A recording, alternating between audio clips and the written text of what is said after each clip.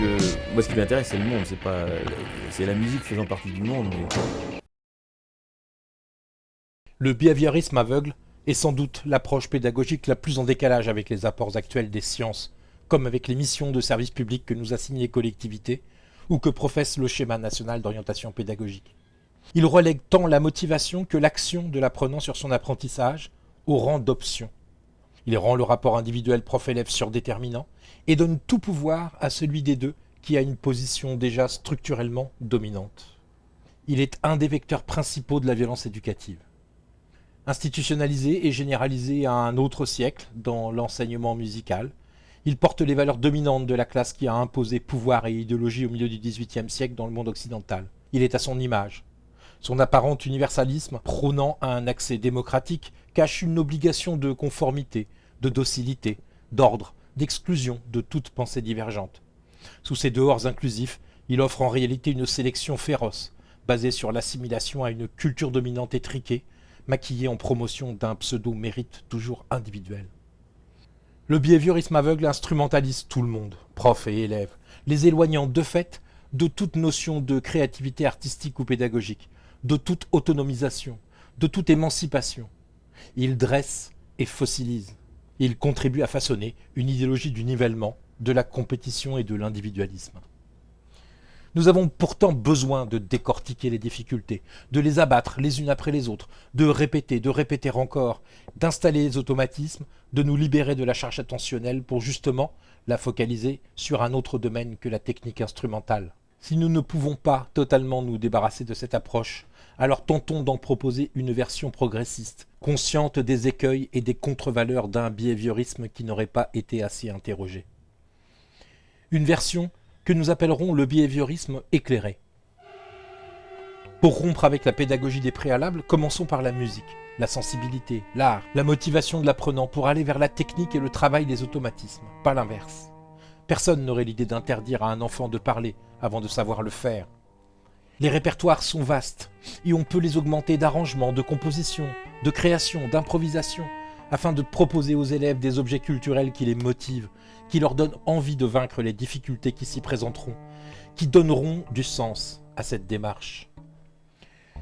Là où le behaviorisme instrumentalise tel ou tel répertoire pour faire travailler telle ou telle difficulté préalablement désignée comme prioritaire, le behaviorisme éclairé part des envies de l'apprenant, de sa culture, de ce qui le motive pour ensuite dégager les difficultés qui se présenteront en imaginant autant de chemins possibles qu'il y a d'apprenants. Un élève doit être pleinement conscient des difficultés auxquelles il souhaite s'attaquer, pour participer pleinement aux démarches qui vont être engagées pour tenter de les résoudre. Un enseignant, metteur en œuvre de situations pédagogiques fécondes pour l'apprentissage, peut ainsi élaborer ses actions avec l'apprenant, lui exposer sa démarche, établir avec lui des critères d'évaluation de ce qui a été entrepris. Cette attitude en face-à-face pédagogique éloigne les relations aliénantes et promeut le sens critique partagé, place l'enseignant en position de chercheur, implique réellement l'apprenant dans sa démarche d'apprentissage. Cela constitue également une promotion de la coopération et éloigne le mythe du prof qui a toujours raison et qui impute chaque échec à l'élève et chaque réussite à sa seule intervention. C'est une voie qui permet la construction d'une démarche autonome de l'élève, capable de déceler ses faiblesses et ses erreurs, capable de créer des exercices, d'aller chercher des ressources, des études, des méthodes, capable d'évaluer sa progression ou sa capacité à résoudre des problèmes ou à réaliser des gestes techniques nouveaux. L'élève saura de plus en plus faire face à de nouvelles difficultés ou à de nouveaux répertoires en utilisant seul cette méthode de découpage pour sa propre progression. Cela passe donc également par un travail de l'enseignant pour supprimer les renforcements positifs ou négatifs qui viennent se substituer à la capacité des apprenants à évaluer leurs prestations. Les élèves sont trop souvent dans l'attente de nos retours, ce qui les empêche mécaniquement de réellement s'interroger sur ce qu'ils viennent de faire.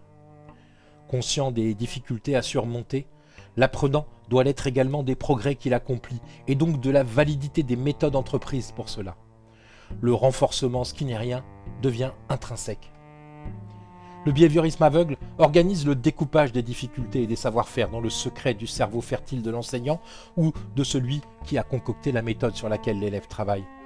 Le behaviorisme éclairé permet la transparence de la méthode, sa co-construction, sa co-évaluation.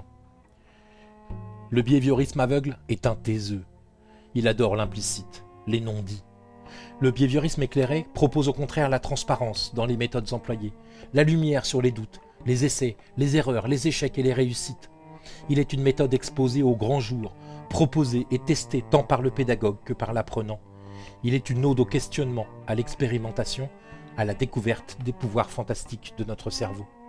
Il n'en reste pas moins qu'un behaviorisme, même avec la lumière, ne saurait suffire à une démarche pédagogique réellement ouverte, parce qu'il fera toujours l'impasse sur les compétences de haut niveau de la taxonomie de Bloom. Le behaviorisme éclairé ne peut se concevoir comme l'alpha et l'oméga de la pédagogie musicale, mais comme une des approches pédagogiques dont on peut se servir pour obtenir des gains de compétences. Si le behaviorisme éclairé fait intervenir la coopération là où son homologue aveugle est seulement descendant, il ne saurait remplacer les approches pédagogiques constructivistes. Il doit se situer à sa place, comme un simple outil, une option dont on peut se servir consciemment quand on en a besoin. Pour le pédagogue, le seul préalable possible à l'éducation est de son ressort. C'est la création des conditions de l'émergence d'un sujet. Donc, moi, ce qui m'intéresse, c'est le monde, c'est la musique faisant partie du monde, mais